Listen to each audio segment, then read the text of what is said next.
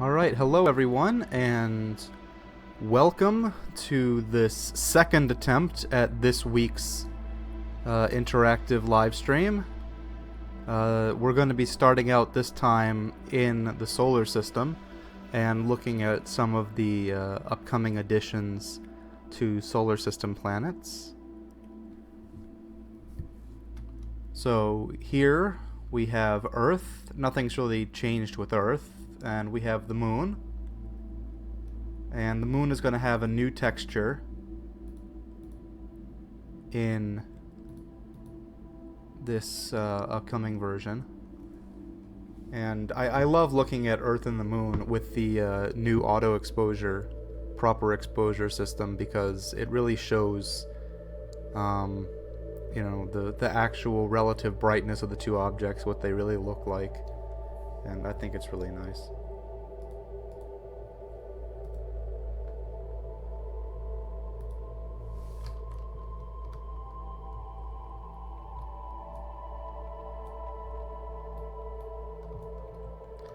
Okay, there we go. I don't know why it won't let me select the moon, but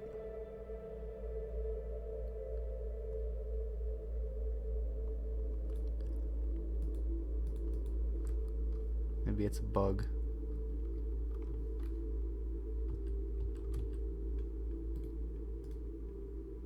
Oh! It's because I turned the interface off, of course.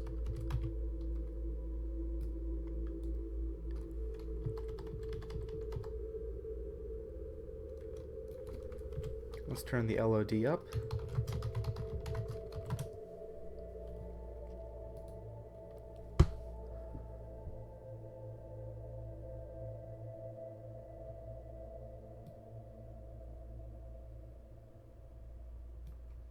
So this new moon map was provided by a user called Clud on the forum, and it's a wonderful improvement. It doesn't have some of the issues that the older map had.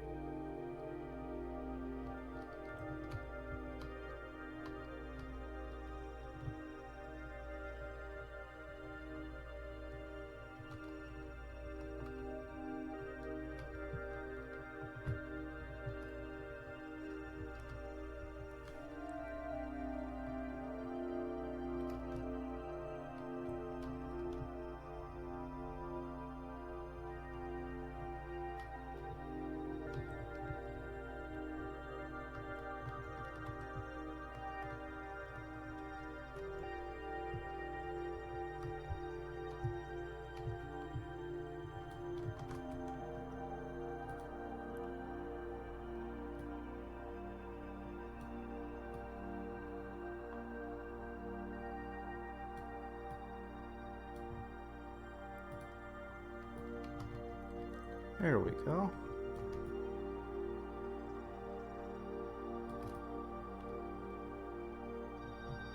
It's a nice view.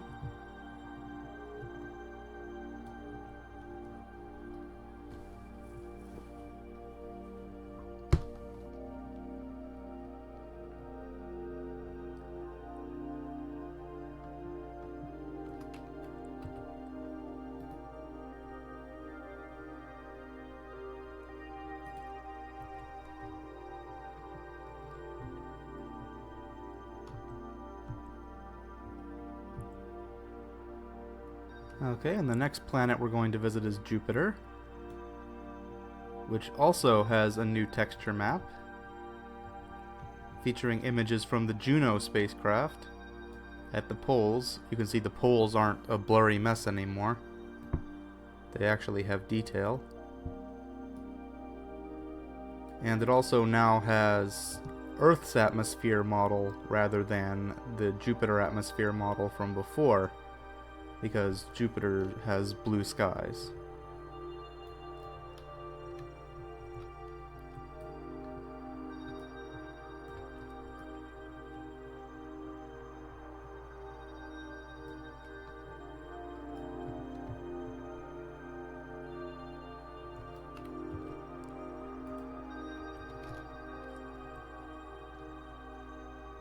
Moving on, we'll go to Saturn.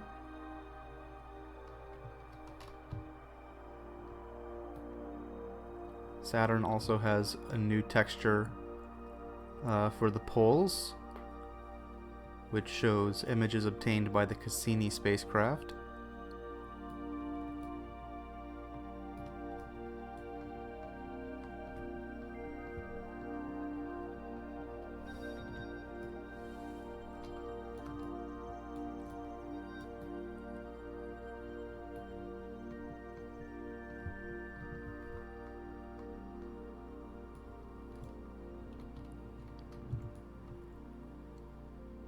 And we can also see the rings winter effect.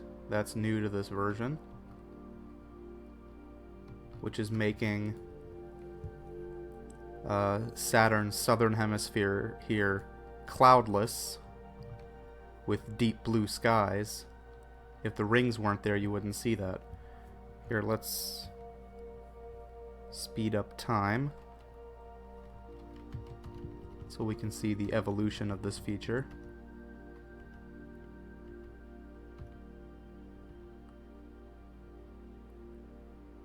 And you can see the clouds come back in. And then the clouds fade out as the rings put that hemisphere in shadow. And cause the temperature to drop so the clouds recede.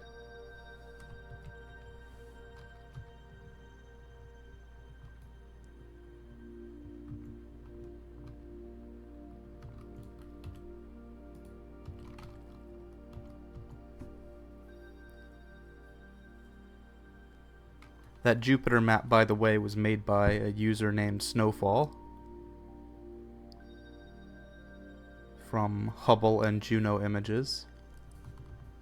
This map of Uranus here is also made by Snowfall, and he also made new maps of the rings.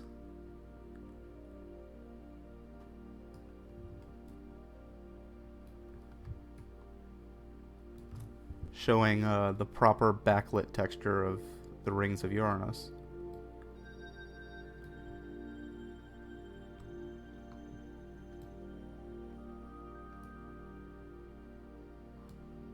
And you can see here it has much more detail than the original texture. It shows the details that we know to exist now in the atmosphere of that planet.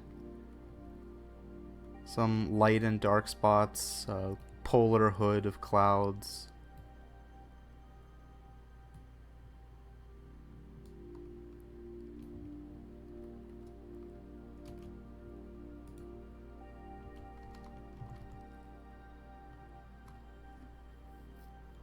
I also have in SpaceEngine right now this just a slightly changed map of Neptune, which simply removes the great dark spot, since that was a transient feature.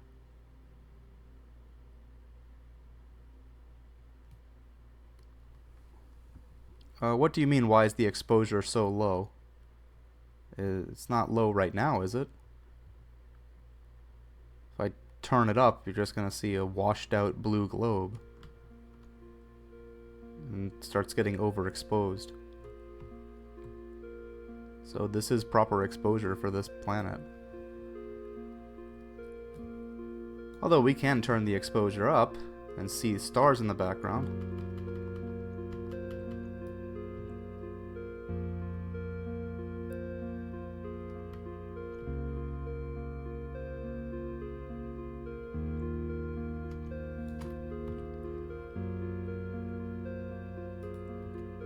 We can also go out to the hypothetical planet 9.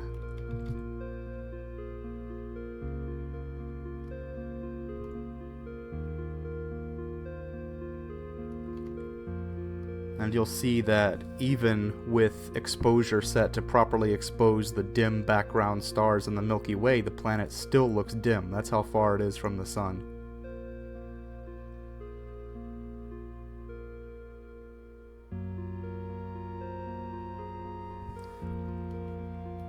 We would have to turn the exposure up even more.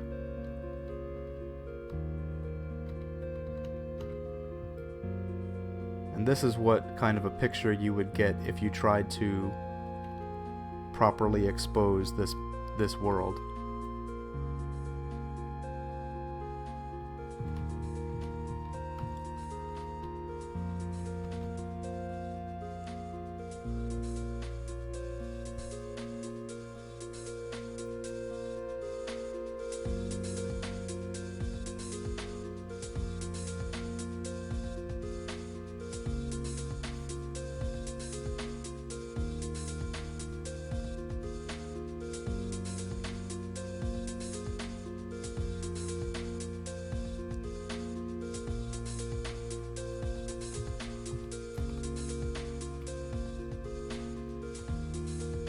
Another thing we can look at is the updates to chart mode.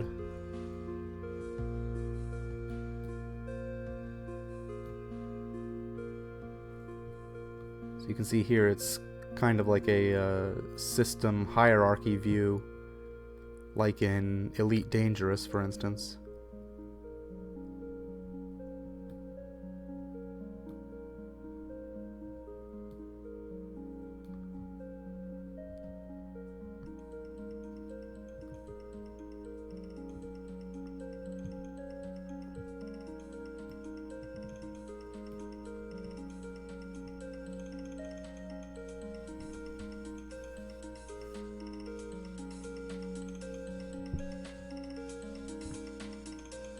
And you can also rotate the planets by holding the right mouse button.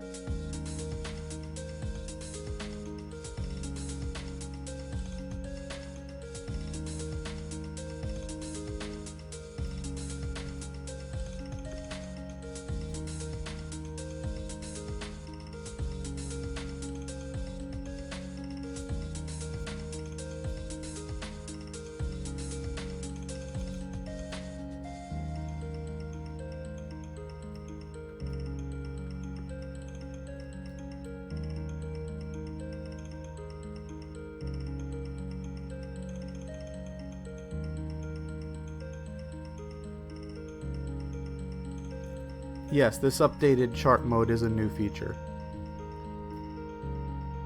It's like a system hierarchy chart view like in Elite Dangerous. It doesn't look that interesting for... well, I mean, it's pretty cool, but it's not, like, really interesting for single star systems. But if we go to, like, a binary or multiple system, it'll look very interesting.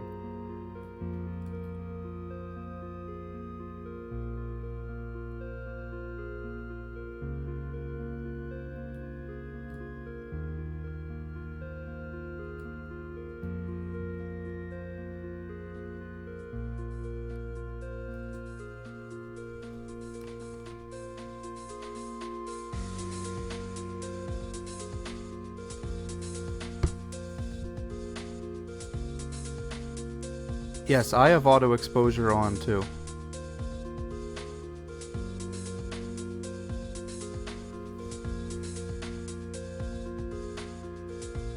Well, except I manually adjust it. Because the auto exposure in SpaceEngine right now is imperfect.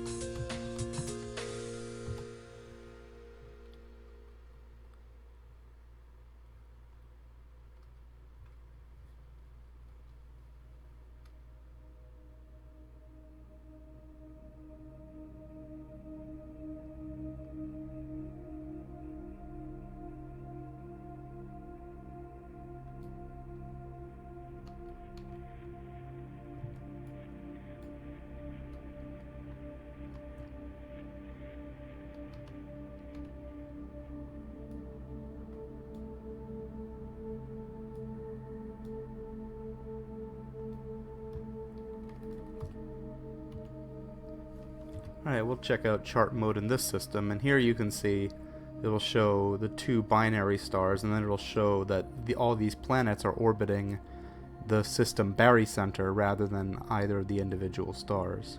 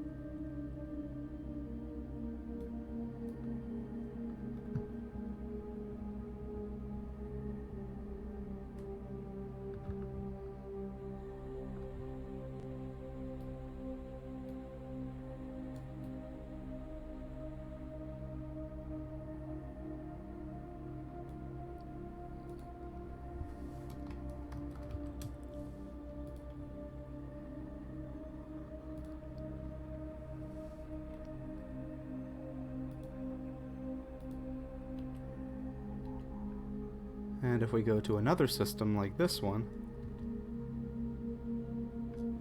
then you'll see an even more complex chart. Okay, I'll try out temperature mode. You can see there are planets orbiting the A barycenter and planets orbiting the overall system barycenter, and also planets orbiting the B star.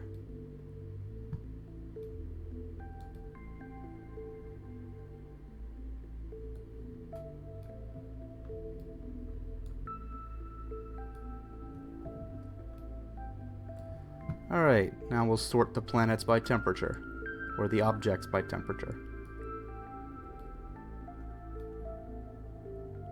And so, hottest objects are on the left, and coldest objects are on the right. No, there's no release date. It'll be out when it's done.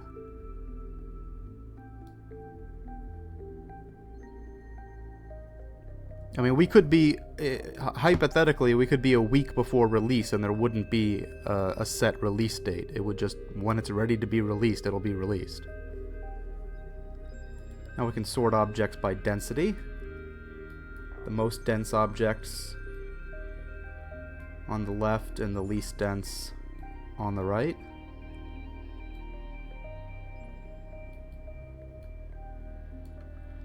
Or sort by mass. Or diameter.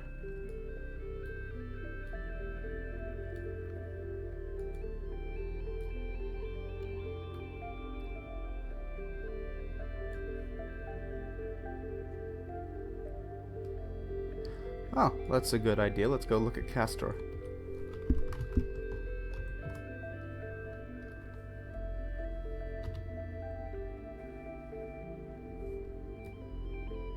It looks like this, apparently.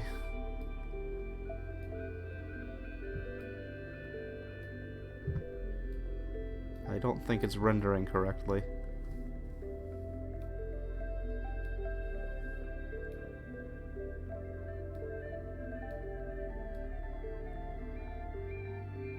Yeah, I think that's not right.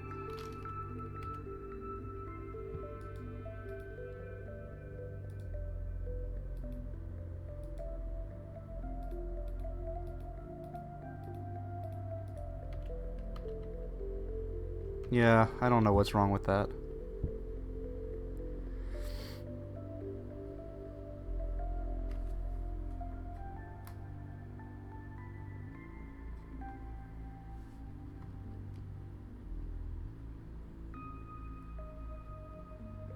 Oh yeah, the new rings.